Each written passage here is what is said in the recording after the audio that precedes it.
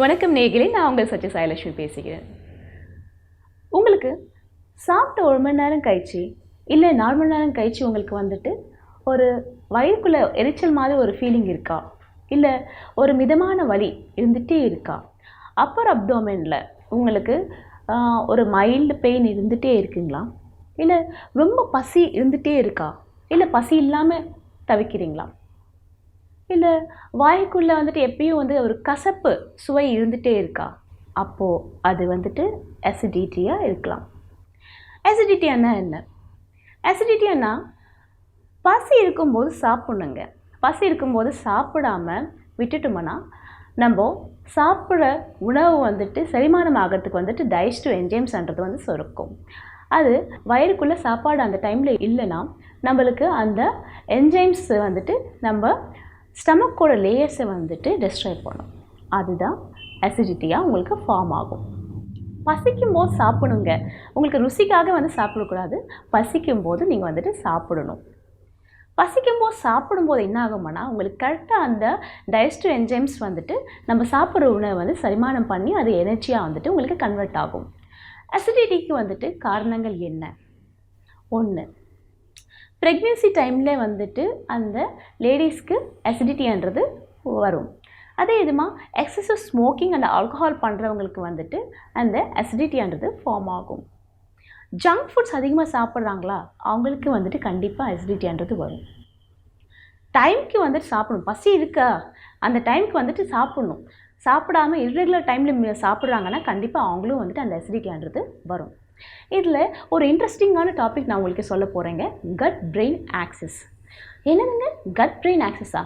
ஆமாம், ஒரு எக்ஸாம்பிளோடு சொல்கிறேன். ஒரு கிளைண்ட்டு வந்திருந்தாங்க. அவங்களுக்கு எப்போ பார்த்தாலும் ஒரு டிஸ்டர்ப்டு தாட்ஸ் இருந்துகிட்டே இருக்குது. அவங்களுக்கு இன்டைஜஷன் ப்ராப்ளம், அசிடிட்டின்றது கம்ப்ளைண்ட் பண்ணாங்க. அந்த ரூட் காஸ் என்னென்னா அவங்களுக்கு ஸ்ட்ரெஸ். அந்த நைட் டியூட்டிஸ் பண்ணுறாங்க. நிறைய பேர் இந்த ஐடி ப்ரொஃபஷனல்ஸ் எல்லாம் பார்த்திங்கன்னா நைட் டியூட்டிஸ் பண்ணும்போது இர்ரெகுலர் டைம் சாப்பிடும்போது என்ன ஆகுதுன்னா உங்களோட கட் ஹெல்த்ன்றது டிஸ்டர்ப் ஆகுது. When your cut health is disturbing, உங்களோட கட் ஹெல்த் டிஸ்டர்ப் ஆகுதோ அப்போ உங்களோட பிரெயின் டிஸ்டர்பன்சஸ் நடக்குது. ஃபார் எக்ஸாம்பிள், நம்ம பிரெயின் நார்மலாக இருக்குது, ஸ்ட்ரெஸ் இல்லாமல் இருக்குன்னா உங்களோட டைஜஷன் நார்மலாக இருக்கும். உங்களோட பிரெயினில் இருக்கக்கூடிய நியூரோ டிரான்ஸ்மிட்டர்ஸ் டிஸ்டர்ப் ஆகிருக்கு ஆனால் உங்களோட பெரிஸ்டால்டிக் மூமெண்ட்ஸும் டிஸ்டர்ப் ஆகும். பிகாஸ் ஆஃப் அந்த பெரிஸ்டால்டிக் மூமெண்ட்டும் உங்களுக்கு நியூரான்ஸ்னால தான் ப்ராப்பராக நடக்கும். அந்த டிஸ்டர்பன்சஸ் இருக்கிறதுனால உங்களுக்கு டைஜஷன்ன்றது டிலே ஆகும். அப்போ உங்களுக்கு அந்த அசிடிட்டின்றது உருவாகுது. மெயினாக இந்த ஆங்ஸைட்டி, ஸ்ட்ரெஸ் லெவல்ஸ் இருக்கிறதுனால உங்களோட கட் ஹெல்த்ன்றது டிஸ்டர்ப் ஆகும். இதோட சைன்ஸ் அண்ட் சிம்டம்ஸ் எப்படி இருக்கும், அறிகுறிகள் எப்படி இருக்குமானா வாமிட்டிங் சென்சேஷன், நாசியா, வாமிட்டிங் வர மாதிரி இருக்கும். அதுக்கப்புறமா டிஸ்பெப்சியா, டிஸ்பேசியா, சாப்பிட முடியாது, ஒரு மாதிரி பர்னிங் சென்சேஷனாக இருக்கும், செஸ்ட்டில் பெயின் இருக்கிற மாதிரி இருக்கும். கொஞ்சம் பேர் ஹார்ட் அட்டாக் வந்துடுச்சு, செஸ்ட் பெயின் வந்துடுச்சுன்னு சொல்லிட்டு ஹாஸ்பிட்டலுக்கு போவாங்க. போகும்போது என்ன ஆகும்னா அங்கே ஹாஸ்பிட்டலில் இசிஜி எடுப்பாங்க, எல்லாம் எடுப்பாங்க. லாஸ்ட்டில் இன்ஜெக்ஷன் மட்டும் ஒன்று போட்டுட்டு உங்களுக்கு அசிடிட்டி தான் இருக்குதுன்னு சொல்லிட்டு டயக்னோஸ் பண்ணி அனுப்பி வச்சுருவாங்க. தட் மீன்ஸ் அசிடிட்டி எப்படி இருக்குமானா செஸ்ட்லேயே ஒரு பர்னிங் சென்சேஷன் வரதுனால அது செஸ்ட் பெயின்ன்ற மாதிரி ராங்காக கூட டயக்னோஸ் பண்ணுறதுக்கு சான்சஸ் இருக்குது. இதுக்கு என்னென்ன சாப்பிடலாம், என்னென்ன சாப்பிடக்கூடாதுன்றது இருக்குங்க.